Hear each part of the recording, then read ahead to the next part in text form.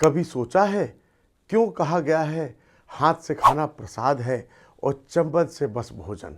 क्योंकि हाथ से खाना सिर्फ खाने की क्रिया नहीं, एक दिव्य अनुभव है। जब हम पांचों उंगलियों से भोजन ग्रहण करते हैं तब सिर्फ पेट नहीं भरता, पांच तत्व जागृत होते हैं।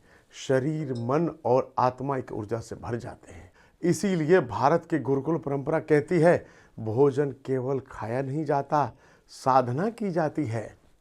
दोस्तों, पांच उंगलियां पांच तत्व बताती हैं।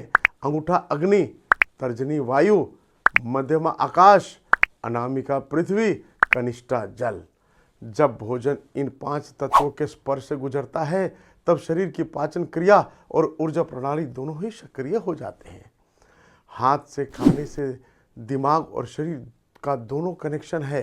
हाथ से खाना मस्तिष्क को संकेत देता है कि भोजन आ रहा है। इससे लार ग्रंथि सक्रिय होती है और पाचन कई गुना बेहतर हो जाता है। और दोस्तों, पुराण कहते हैं, पूर्व या उत्तर दिशा की ओर मुख करके भोजन आत्मशक्ति बढ़ाता है और मन शांत। भोजन ईश्वर का प्रसाद मानकर खाने से संपूर्ण शरीर में दिव्य कंपन फैलता है।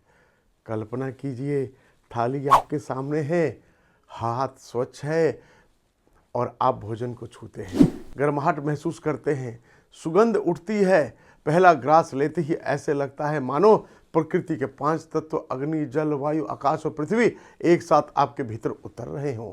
और जैसे ही आप मन में कहते हैं, जो भी मिला है प्रभु का प्रसाद है, वैसे ही भोजन सिर्फ शरीर को नहीं, आत्मा को ही तृप्त कर देता है।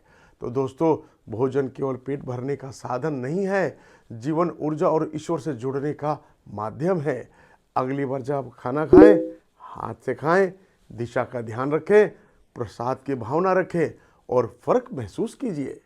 तो दोस्तों, अगली बार फिर मिलेंगे कुछ ऐसी ही दिव्य और प्राचीन भारतीय ज्ञान के साथ। नमस्कार दोस्तों।